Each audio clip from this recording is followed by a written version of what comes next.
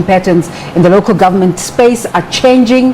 1,700 independent candidates registered for the upcoming local government election, a 36% increase on the 2016 poll. During the week, independent candidates signed the People's Pledge, committing themselves to bringing ethical leadership to their municipalities. Is this enough? And do you, as a voter, understand the institutional versus the organizational limitations? To look at the prospects of these candidates, we're joined now by the Deputy CEO of the Independent Electoral Commission, Mawethu Mosary, and the leader of the 1SA, Mmusi Maimane. Lulu White is the CEO of Elections Consulting Agency of Africa, and Selma is an independent mayoral candidate for Heilbron in Parys in the Free State. A very good morning to all of you, and thank you so much for making the time to talk to us today. Mr. Mosary, let's start with you perhaps. Independents by definition are different from parties. How does the electoral system differentiate?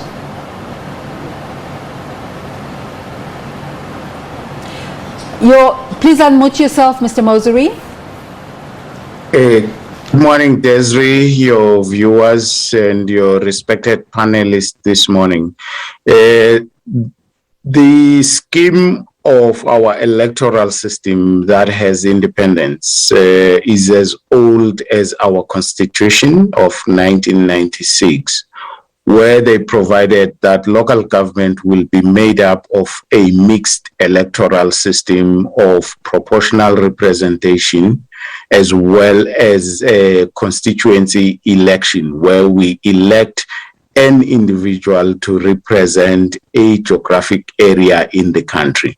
So that's a mixed electoral system we have for local government.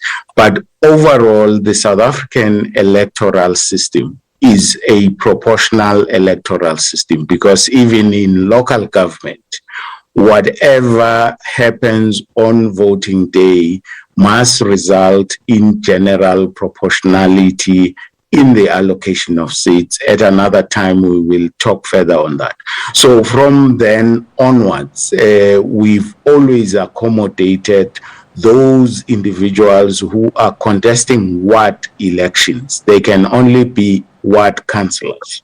They've contested ward elections in their own name, in their own stature, based on their own integrity, and having worked in that particular community and known for what they have done in the community. It therefore provides the citizens in a geographic area a choice of the individual, but where also the system allows for party candidates, they also have a choice of an individual associated with a particular political party. So that's the arrangement of our electoral system for independence.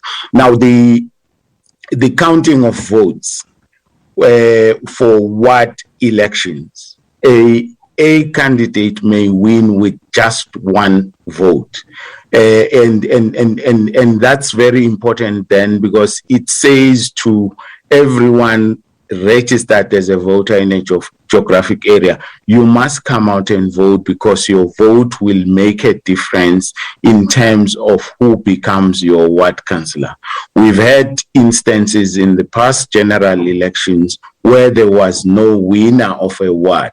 And in those cases, our electoral prescripts direct us to draw a lot, where we then put names in a hat. The name we draw out first is the winner and takes over the responsibility of the ward. So that's how significant the ward election is, because it is more about the individuals who are candidates in that ward, Desiree. Mmusi Maimane, taking the decision to run as an independent can be a bit of an emotive one, but in your process as 1SA movement of providing strategic and training and otherwise assistance to independent candidates, are you unpacking these nuances that Mr. Mosary is talking about? Good morning, and good morning, fellow South Africans.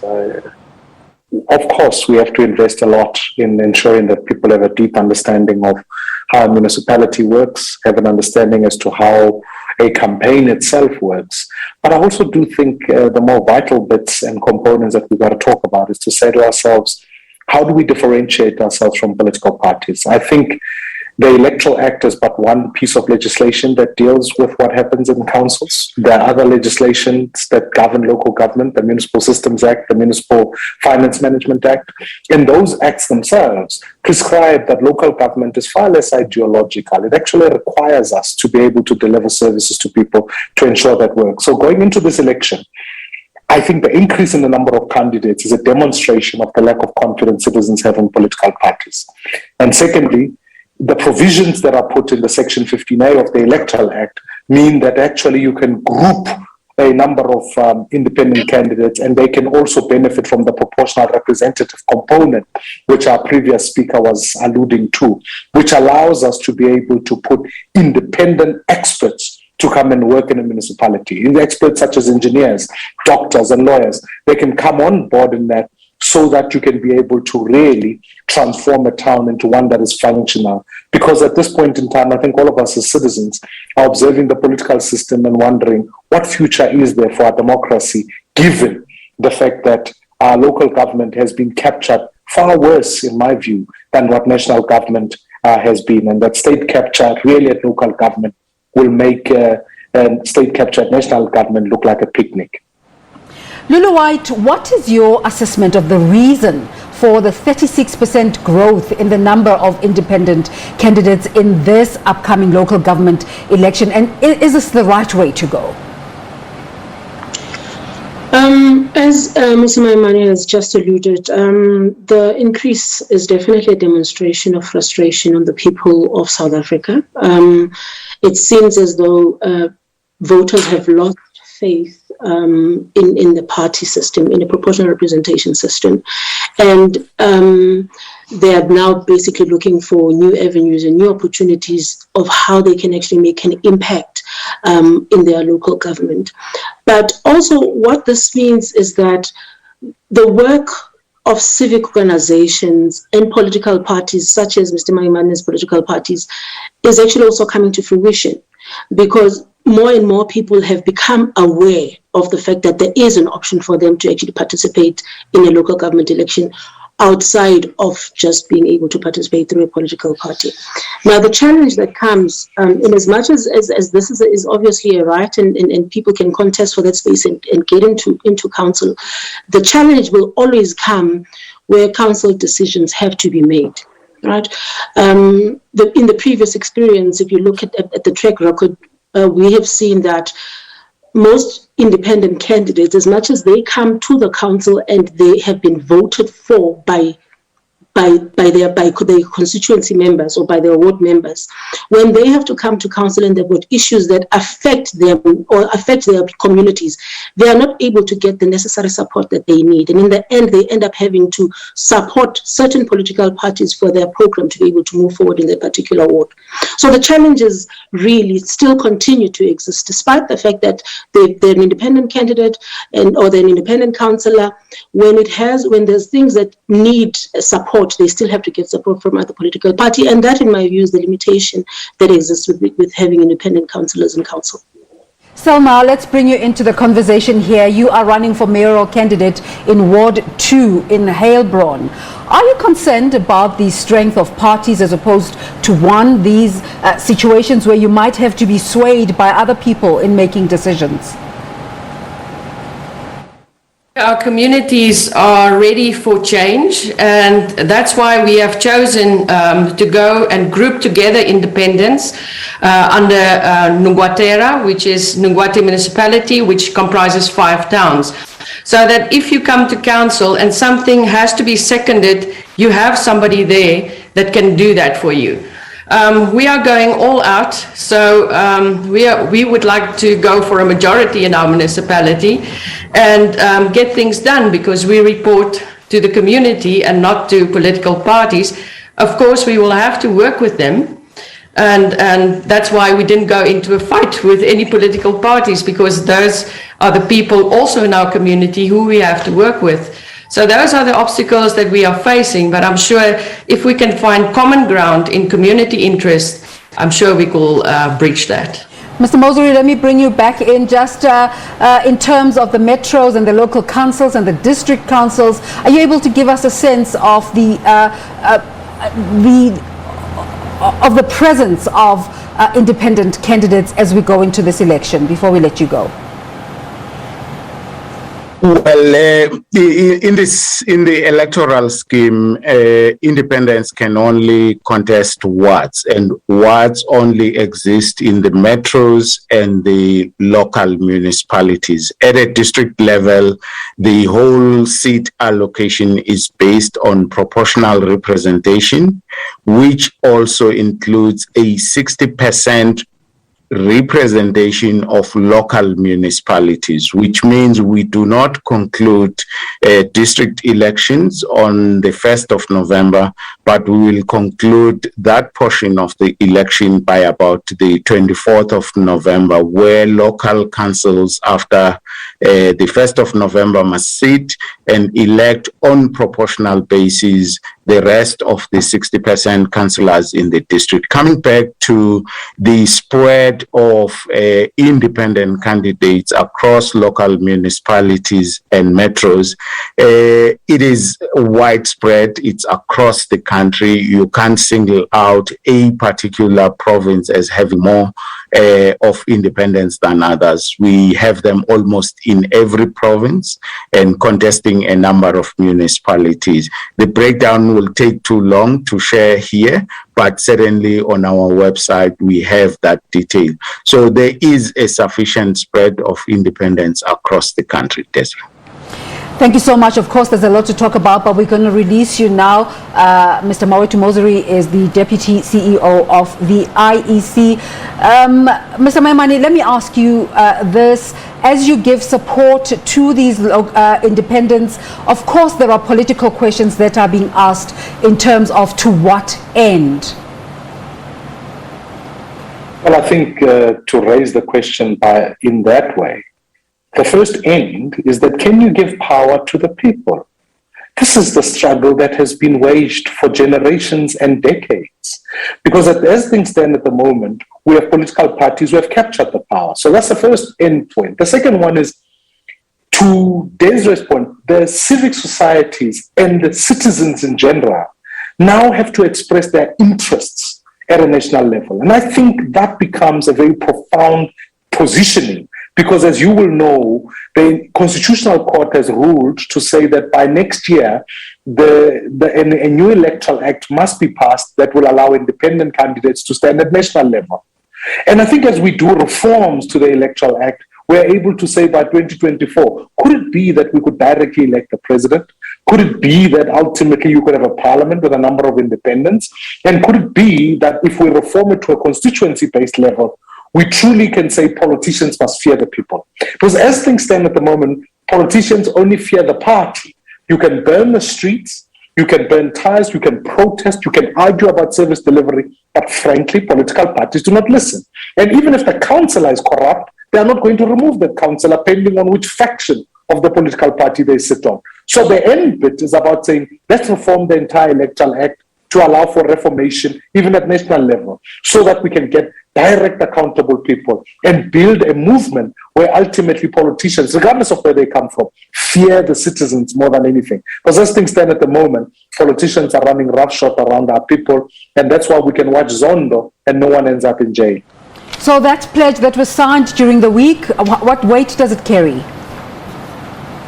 It's a significant pledge because at the end of the day, we've always said it's contractual between not only the candidate, but also the citizens themselves. Now, when people say, what is an independent going to do?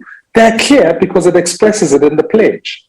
And we wanted to put it in simple terms because people make the fatal mistake to say, we demand manifestos, etc. A manifesto is a list of promises that political parties have made every 5 years. We've got to stick to the law of local government, deliver services, depoliticize it, and ensure that citizens have the power. But here is the next power, which is where I wanted to challenge even the deputy CEO, is to say, fundamental to these municipal associations that are put on the table. If a citizen is unhappy with what's happening in Mwate, in Inokom, pending on when the candidates come through, they can, through the same mechanism they sponsored vote, use the same mechanism to say, we want councillor so-and-so to be removed. And the power then resides with the citizens. If they've lost confidence in the candidate, they can then remove the candidate themselves. So the pledge acts as a contractual space for people to be able to say, this is what people are going to do. And if they don't hold themselves against that, we can remove them by saying, we stand up for these principles. Selma, let me ask you, parties at the moment, we're talking about the IFP today, are going out campaigning with their manifestos and making promises to the electorate. What sort of tools are you using to get to the people who you want to vote for you? Well, at this moment, we're using national TV, so we're very grateful for that. And we're using social media a lot. Of course, nothing beats groundwork, actually going out and meeting your constituents and seeing what are the issues they're running up against. So yes, social media, national TV, that's helping us a lot. Local newspapers, people saying, listen, I'll spread the word on Facebook, Instagram, or wherever. That's just the community coming together and helping us. That, because that's an indication of the change that is coming, and we can't wait to see you come November results time, see how you fared. Lulu, just a wrap up with you, how you see the performance of independent candidates come November 2nd? Look, in all fairness, I think independents will do fairly well in this particular election, because once again, it's a reflection of the fact that South Africans are fed up with the political system. The court case that is being alluded to also gives weight to the importance of actually having independents play in this space. But I mean, if you look at the previous records, the numbers of independents that won are much lower. But in this particular election, I get the sense that we are going to see an increase in the number of independents that actually become councillors. When Mr. Maimane was talking about how independents are going to be accountable, I found myself though wondering, because South Africa does not have a referendum system, how will it work? How does it work out where the independent councillor does not abide by the rules of the constituency that elected him to office? What type of systems are in place to ensure that independent candidate is going to be, or that independent councillor is going to be removed and then replaced with a new one? How, in this particular instance, how do you hold the independent councillor accountable? I think those are some of the discussions that Mr. Maimane's party, the IEC, organizations such as mine, should actually sit around the table and find ways in which we can actually find ways where we can hold these independent councillors accountable. Because at the end of the day, we have seen it in the past. People have won seats as independent candidates and they became councillors. But when they get into council, they forget the mandate and they represent their own interests there. And come the next election, they then join the political parties that they've been siding with throughout the council. So it would be very interesting, but definitely there will be an increase. It's just a matter of how do you hold these people accountable to the constituencies that elect them. Questions and more questions, and unfortunately time not allowing, but thank you very much to our participants this morning, the Deputy CEO of the Independent Electoral Commission, Mawethu Mosary, and 1SA leader Mmusi Maimane, Lulu White, the CEO of Elections Consulting Agency of Africa, and Selma. We wish you well in your endeavor as an independent mayoral candidate for Heilbron in Parys in the Free State. Thank you so much to all of you for taking part this morning. We're going to take a break. When we return, we are talking to Wendy Glow. Wendy will be talking to us about the different activities of the Solidarity Fund. Stay with us for that.